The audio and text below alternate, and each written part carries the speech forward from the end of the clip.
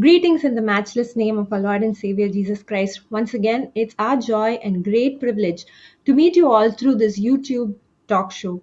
I thank Pastor Monica Manoj for joining me. And this week, we're going to discuss on a common issue that all of us face. When we have problems in our life, when we go through difficult times, especially after we have committed our life to Christ, we often think that we are stricken by God, or maybe we are reaping what we have sowed in our past and things like that. These thoughts make us feel like a victim, and we do not know when our problems are going to end. Most of the times, when we face a problem, we feel that the next problem that has come is a little more bigger than the previous one that we just faced. And we are thinking, when are we going to get out of these issues in our life? And we go into a thought of depression, and we think, why is God not forgiven my past? Has He not, is He still remembering what I've done in my life? And is that the reason why I'm going through this? But today we want to encourage you and show you the way that you can look at problems in life when there is a progressive overload of issues that comes one after the other in your life. How do you stop looking at yourself as a victim and start looking at yourself as a warrior? Akka, over to you. How do you see problems that come to a believer after they have given their life to Jesus? How can they know that it is not God making them, punishing them for their past sins, but it is actually God training them for a great future?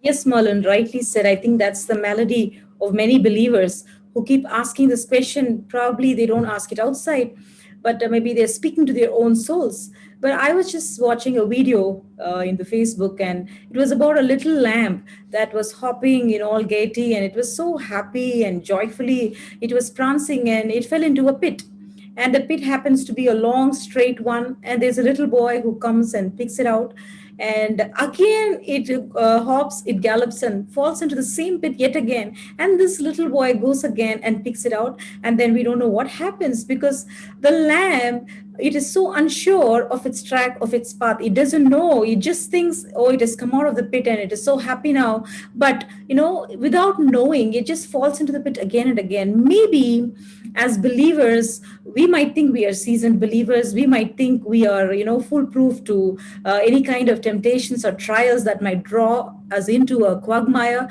But God wants us to be very careful. God wants us to be prayerful. Maybe he wants us to be established. He wants us to be strengthened. He wants us to build endurance and character. See, I just would like to quote this verse, Romans chapter 5. It's a beautiful verse. I think it's an answer in itself, and it says, and not only so, but we glory in tribulations also, knowing that tribulations worketh patience, and patience experience, and experience hope, says the word of God. So I think all these steps are being done.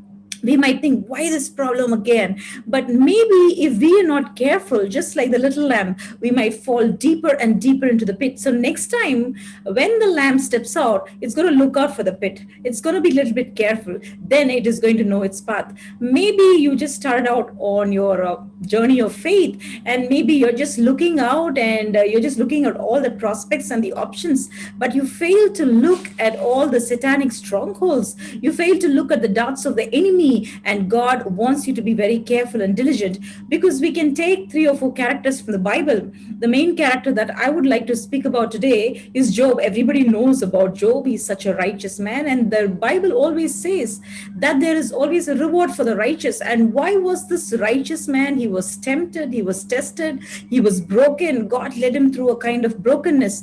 And what answer do we have for that? But finally, at the end of all this, Job has this to say. He says, Lord, I know your purpose can never be thwarted. I know you can do anything and everything, says the word of God.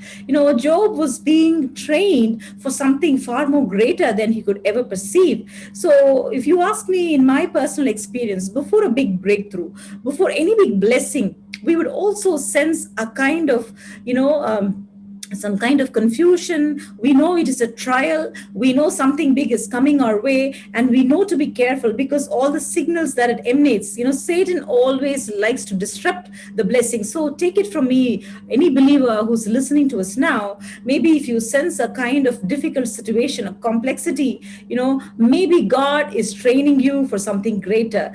before every promotion, elevation, there comes a test or a trial. Even in the student's life, we know, if you have to be promoted to the next class, you have to go through a test, you have to go through a trial.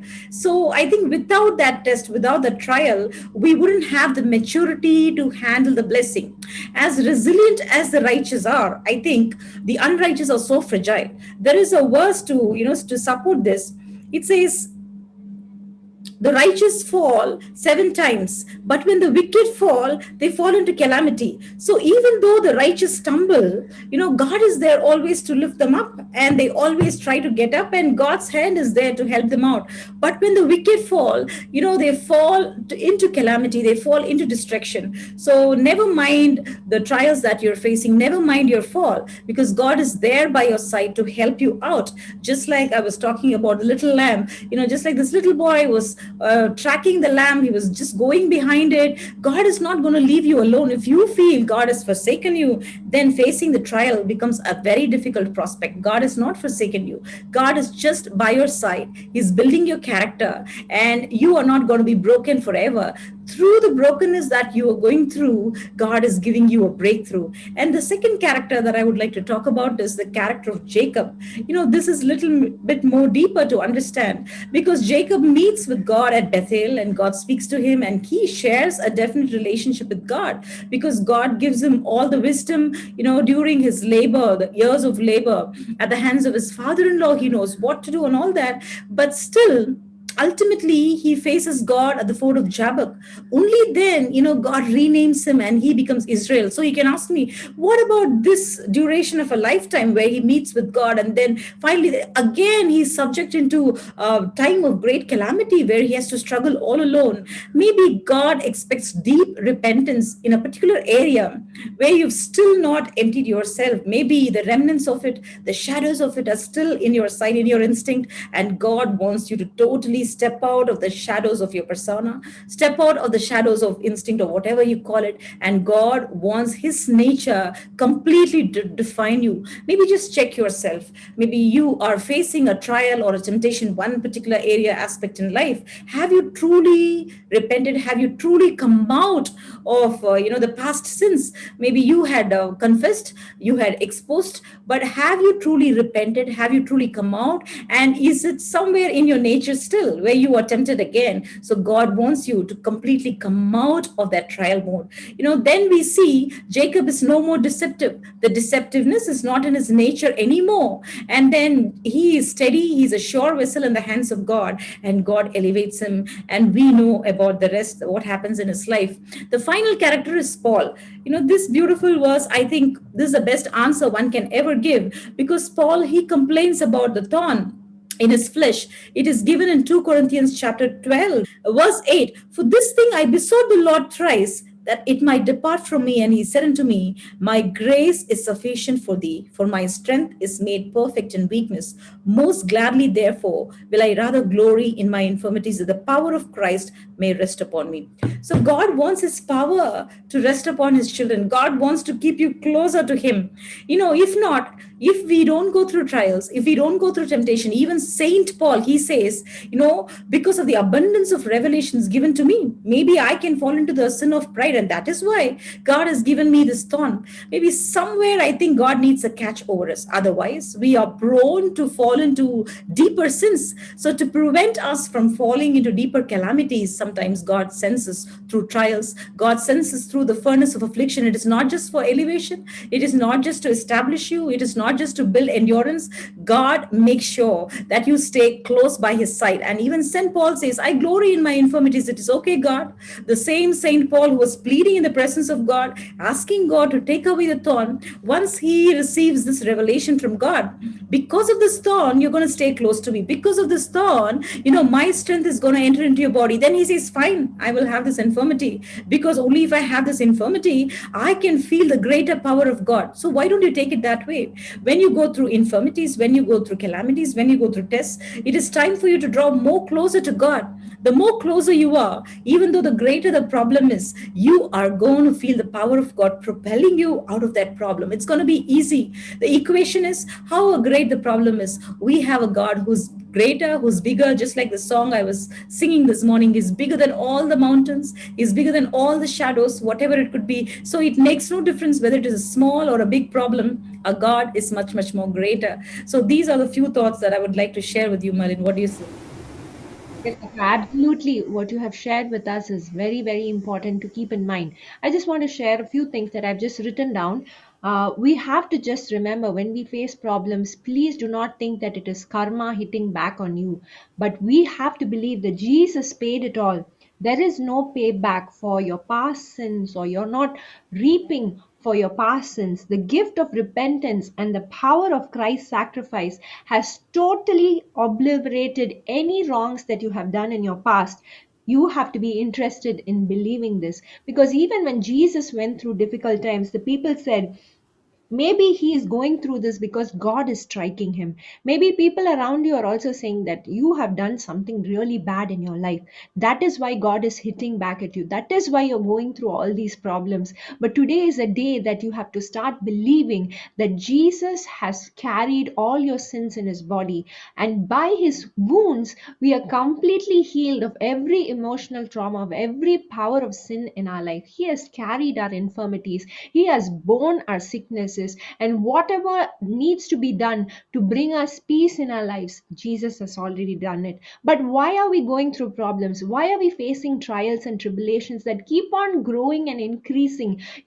Two things that you have to keep in your mind whenever you face problems. One is a woman giving birth to a baby. When the baby is going to come, the contractions begin to get stronger and stronger, and the pace of the contractions get closer and closer. And when that happens, the woman will not say, no, no, I'm not going to have this baby, no, I don't want. No, that is the time they push harder, and then they see the greatest miracle of life. And the second thing that you can bring into your mind is, if you have any of you have gone to a gym or you've done any workout, this is how they build strong muscles. The same way, whenever they have when you go to a gym, if you cannot in one day, you cannot see muscles, or you cannot see abs. There is resistance that is given to your muscles. There is small resistance that is increased. First day they will give you 5 kilos, next day they will slowly increase it to 10 kilos, and over time it goes up to 20, and then you carry deadlifts for 40 kilos and 60 kilos, and it is built step by step.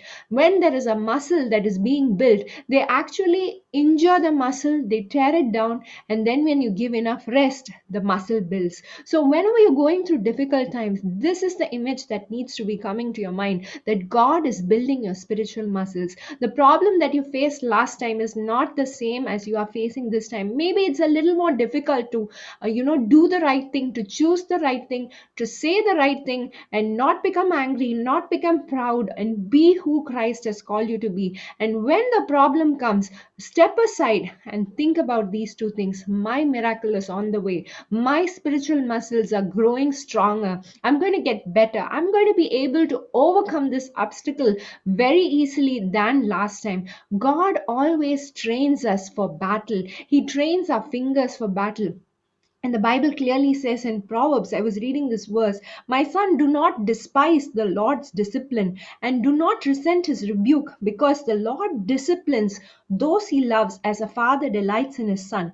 So it says in Proverbs chapter 3, verse 11 and 12. So therefore, we need to remember that certain disciplines are so needed in our life. And that is why, in a gym, you cannot make muscles in a day. If you just go to the gym for a week and then you stop, you cannot see those muscles. You have to have that deliberate discipline to grow your muscles. You need to have the right nutrition, you need to have the right kind of rest, and the right kind of resistance. So every time you face a problem that is bigger than your previous problem, remember that you are not a victim of your past, you are not a victim of the problems that are coming your way, but you are a victor and a warrior. You are a warrior that God is training. God is training you to reach greater heights, to accomplish greater things. And then one day when you come to his presence, he will say, well done, good and faithful servant, you have done well. So that is what you have to remember whenever you're facing difficulties. Don't shrink back. back. Don't think, oh, why am I going through this? We are not those who shrink back, but we are going to push forward, and we have to do the right thing. Again, so many times you might think, oh, I'm and then you might ask the question, what about reaping what we are sowing? Yes, if you have had the full knowledge of Christ and you have received the knowledge of Christ, and yet you keep sinning deliberately, then the Bible clearly says in the book of Hebrews chapter 10 verse 26 and 27, if we deliberately keep on sinning after we have received the knowledge of truth, no sacrifice is left, but only fearful expectation of judgment and raging fire that will consume the enemies of God. But then God says in verse 38 and 39, but my righteous one will live by faith, and I take no pleasure in the one who shrinks back. But we do not belong to those who shrink back and are destroyed, but we are those who have faith and are available for God to use us. So remember that you cannot keep on deliberately sinning and say, okay, God is just training me or something like that. We should not keep on doing mistakes, but when problems come, we should rise up and face it and start to do the right things. Maybe you're saying one temptation after the other. The next temptation is a little more harder to face. The next temptation is a little more fiercer to face, but you cannot shrink back. You should push forward and overcome every difficulty, every temptation in your life. And remember, God is training your spiritual muscles. We're going to pray for you right now. We are going to pray that you are going to come out of the victim mentality in your life and start seeing as God, as the one that God has chosen as a powerful warrior to fight battles, not just for yourself, but for your generation, and for teaching other people around you that God is not punishing you. God is not angry with you, but instead He has chosen you and He's disciplining you as a father would discipline a son. Over to Akka to pray for all of us, and then I would pray and we will close. Lord Jesus, we thank you for this precious time of prayer. Me and Sister Merlin, we come together in Jesus' name. We pray for that particular sister or many others who are walking through the same similar situation in life. Lord, let them not be depressed. Let them not feel that you have forsaken them. Master, you are there by their side. You are guiding them and you are carrying them upon your shoulders, just like you told the Israelites through the wilderness that you carried them upon your bosom, just like a father would do to his children. Master, we thank you for you care about us, Master. For you really love us so that you don't want us to be destroyed in the hands of the enemy. So you're protecting us, preserving us, and you are sending in this discipline into our lives. And we thank you for this discipline. It saves us from distraction, Master. Let us be able to understand and realize the glory out of it, Master. Lord, we glorify whatever the tribulations that we are walking through. We thank you for your presence. We thank you for the Holy Spirit. We thank you for your counsel. We thank you for your strength, O God. Lord, in you we rest, Master. Whatever restlessness they are going through, Lord, we pray for the peace and for the purpose of the Lord to be bestowed upon them even now as we are praying, O God. Lord, let them be empowered to walk out of their trials, walk out of their tribulations, walk out of their cages, Master. Lord, we don't want Satan to clamp them back once again, Master. We don't want backslidden believers. We don't want them to look back thinking it is very difficult to walk in this path of righteousness, because the righteous have always their reward, Lord, and the reward is just the peace that we experience totally, Lord, when we rest in your presence, the protection that we enjoy. We thank you, Father, for just like birds hovering in the air, you protect your children, you preserve them, you fly over them, says the word of God. You defend them, Master, whatever battles that they could be fighting. Master, we thank you for you are their sure defense, and you are listening to our prayers, of God, that you will bless them and deliver them from their deepest pits. We ask all these things in your most precious name. Amen. Lord Jesus, we thank you. I thank you for each and every sister who's watching this program, Lord. Lord, you have said in your verse that if anyone is in Christ, he is a new creation. All things have passed away, and behold, all things have become new. Today, Lord, help them to remember that you have forgiven and forgotten their past. You have thrown their sins in the deepest depths of the seas, and Satan should not bring up their past, Lord, to hold them back, to blackmail them for the future that you have for them. Lord, help them to remember that you are building their strong strong spiritual muscles, Lord. Lord, I pray that you will help them to remember that a miracle is on the way, and that they have not been abandoned, they have not been forgotten, but they are going to rise up with wings like eagles. They will not grow weary or tired, Lord, with all the issues that they are facing. Lord, they might be dejected, and maybe they are thinking, God is paying me back, God is doing this to me, maybe God doesn't like me. Lord, when this discipline that they are going through day after day, maybe they're stuck in a difficult situation, I pray, Lord, that they will be able to see it in different light from today, that they will know that God is building them up to be somebody strong whom you desire to see them. Father, I pray that they will draw strength from your word, that they will be able to face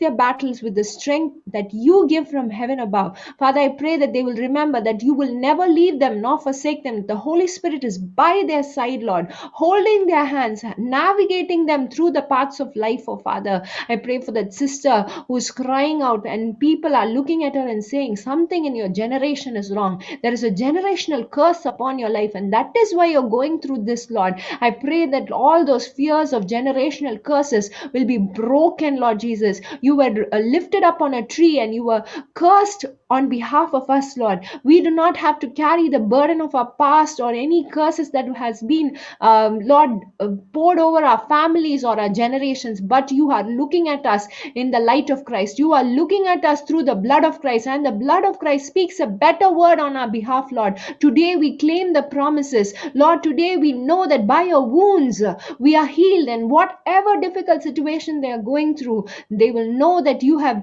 cleansed them of all their sins, and you do not remember their past, Lord, but you are molding them and making them to be a strong warrior. We thank you for blessing us with your word. In Jesus' name we pray. Amen. I thank you all for joining us. Again, next week, we will meet you with a different question on a different topic. I hope this was a blessing. Please do share it with your friends and comment on the video below. And you can write to us at imchange2018@gmail.com, or write to us on the phone number that we have given. You can WhatsApp your prayer request. We will be very careful to pray for you each and every day so that God will do a miracle in your life. Thank you for joining us once again. I thank you, Pastor Monica, also for joining me. God bless you all.